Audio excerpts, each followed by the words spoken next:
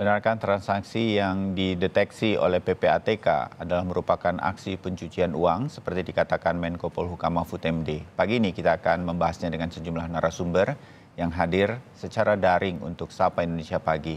Di antaranya ada Yenti Ganasih, pakar hukum tindak pidana pencucian uang, juga peneliti dari Pusat Kajian Anti Korupsi UGM atau Pukat UGM Zainur Rohman, serta jubir Kementerian Keuangan, staf khusus dari Menteri Keuangan Pak Justinus Prastowo.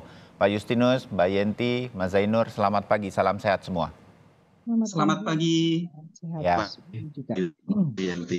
Pak Justinus, jadi data-data ini sudah berkoordinasi dengan PPATK, sekarang Kementerian Keuangan termasuk Ibu Sri Mulyani sudah mengetahui datanya secara lengkap, Pak Justinus? Baik, terima kasih Mas Bayu, Bu Yenti, Mas Zainur, selamat pagi. Pertama, kami mengucapkan terima kasih untuk dukungan publik yang luar biasa, termasuk kritik yang tajam supaya Kemenkeu terus berbenah. Nah, yang kedua, terkait dengan data, Sabtu kemarin Pak Menko Polhukam sudah bertemu Bu Sri Mulyani, Menteri Keuangan, dan telah mendiskusikan beberapa hal. Kami dapat mengklarifikasi, kalau mengenai angka 300 triliun, Pak Mahfud sampaikan itu adalah data intelijen yang memang belum disampaikan ke Kementerian Keuangan dan nanti akan dibuka bersama-sama dengan PPATK, Kementerian Keuangan dan para pihak termasuk Afgakum. Jadi kami juga masih menunggu nanti penjelasan PPATK. Nah, yang kami terima sejauh ini adalah ada 266 korespondensi surat menyurat dengan PPATK dalam kurun 2007 sampai 2023. Ini yang menyangkut 924 pegawai dan 70% atau 185 surat itu proaktif Kementerian Keuangan meminta dalam rangka profiling pegawai, ada kecurigaan dan juga ada seleksi jabatan. Jadi kami itu ketika akan promosi jabatan, rutin meminta PPATK apakah ada yang mencurigakan dari para kandidat tersebut. Dan dari yang disampaikan PPATK tersebut, seluruhnya sudah kami tindak lanjuti, Mas Bayu, dan sudah ada statistiknya yang mendapat hukuman ringan 237 orang, hukuman sedang 217 orang, dan yang mendapat hukuman disiplin berat itu 597 orang. Itu total dari berbagai kasus termasuk yang dari PPATK ini. Jadi sejauh yang kami korespondensikan sudah tindak lanjuti. Nah, untuk yang 300T kami menunggu nanti ada rapat-rapat lanjutan untuk membahas ini secara lebih rinci. Oke. Jadi pada intinya sudah berjalan apa yang selama ini kan orang beranggapan di Kementerian Keuangan nggak terjadi apa-apa. Sebetulnya terjadi ini. Ada hal-hal yang mencurigakan. Bahkan Kementerian Keuangan sudah meminta data-data sedemikian rupa kalau ada yang mencurigakan. Dan sanksi-sanksi sudah diberikan. Nah, temuan-temuan seperti PPATK ada 300 triliun ini ditindaklanjuti. Oke. Mas Zainur, teman-teman dari luar Kementerian Keuangan, Pukat UGM, Mbak Yenti secara pribadi juga, kita pastikan akan mendukung upaya bersih-bersih di Kementerian Keuangan dan dipimpin langsung nih. Begitu ada data dari Menko Polhukam, Bu Sri Mulyani langsung mengajak bertemu untuk minta penjelasan. Itu yang mana nih 300 triliun? Kira-kira kan begitu. Nah, 300 triliun sendiri Pak Mahfud kemarin hari Sabtu dalam preskon setelah ketemu Bu Sri Mulyani mengatakan ini ada dugaan pencucian uang. Nah, Mas Zainur, ini tuh sedemikian rupa, oke ini masih data intelijen, kita pasti akan menemukan, mendapatkan penjelasannya nanti. Tapi data-data seperti ini bagaimana bisa dipakai sedemikian rupa untuk bisa bersih-bersih di Kementerian Keuangan, menurut Mas Zainur? Ya, tentu data 300 triliun itu menurut saya juga bukan main-main ya. Meskipun masih bersifat data intelijen mungkin dari Financial Intelligence Unit, dalam hal ini adalah PPATK. Penggunaannya untuk pembersihan di Kementerian Keuangan tentu dengan dua jalur. Yang pertama adalah penindakan secara hukum pidana melalui penegakan Undang-Undang Tindak Pidana Pencucian Uang dan juga mungkin tindak pidana korupsi, yaitu menegakkan Undang-Undang Tipikor.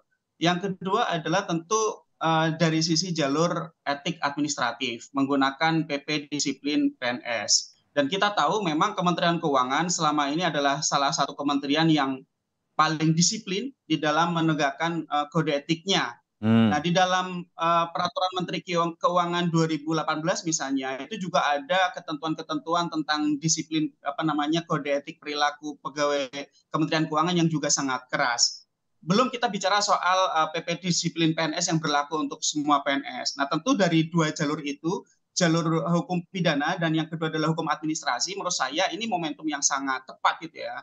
Kalau momentum ini memang momentum yang ditunggu-tunggu oleh publik penyelesaiannya. Ya, kita tidak ingin isu 300 triliun ini sekadar menjadi penghias isu di media massa. Kita ingin ada langkah-langkah yang jelas, terukur, dan juga ada hasilnya ya dari sisi pidana dan dari sisi administrasi penegakan disiplin PNS. Nah, tadi kalau ditanya bagaimana cara menggunakannya, tentu yang pertama aparat penegak hukum gunakan informasi intelijen dari PPATK tersebut untuk memulai memproses dari sisi hukum pidananya. Tentu akan memulai dengan mencari tindak pidana asal, karena TPPU mau tidak mau harus tahu tindak pidana asalnya apa dulu, karena tidak mungkin tanpa tindak pidana asal, meskipun tidak harus dibuktikan terlebih dahulu.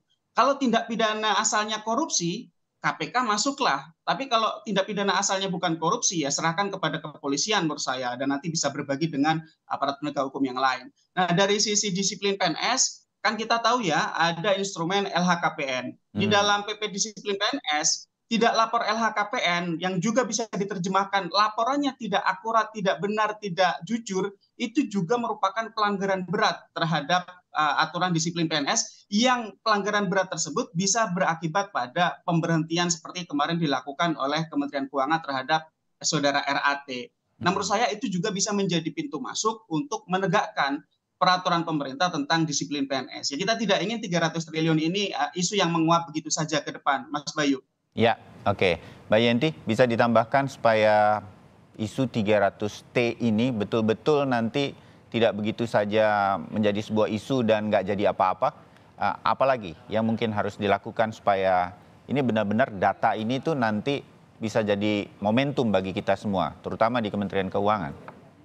Ya baik, saya ingin sedikit ini ya meluruskan juga ya bahwa ketika Kemenkyu mengatakan kami tidak tahu data 300 triliun. Ya ini sekarang ini bukan masalahnya Kementerian Keuangan lagi, karena yang namanya Pak Menko mengatakan bahwa itu adalah data intelijen itu karena data itu dari PPATK.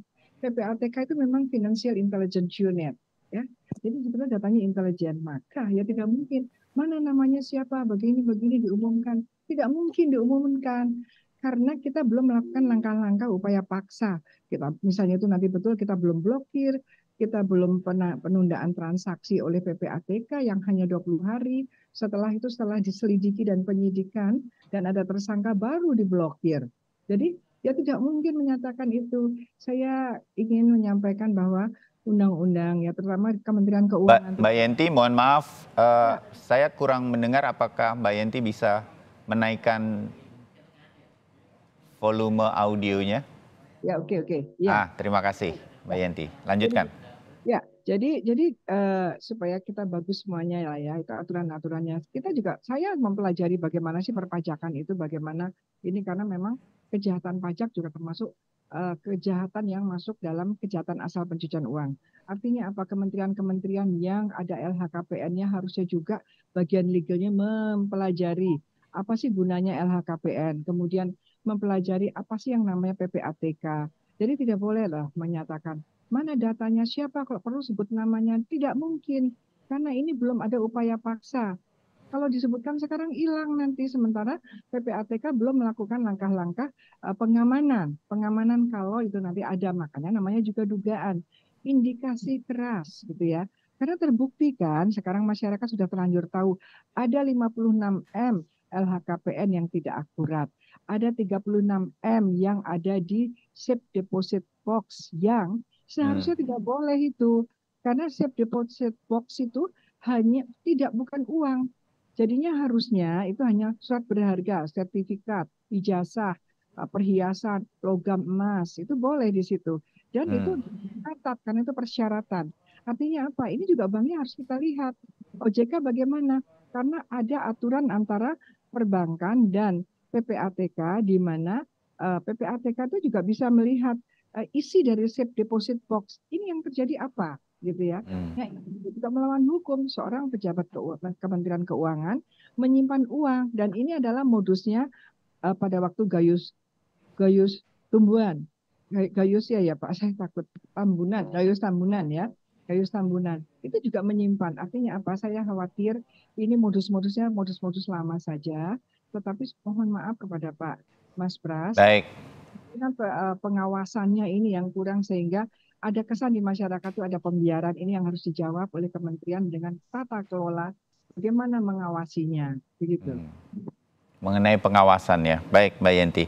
Saya break sebentar untuk kemudian nanti kembali lagi setelah jeda. Tetap bersama kami.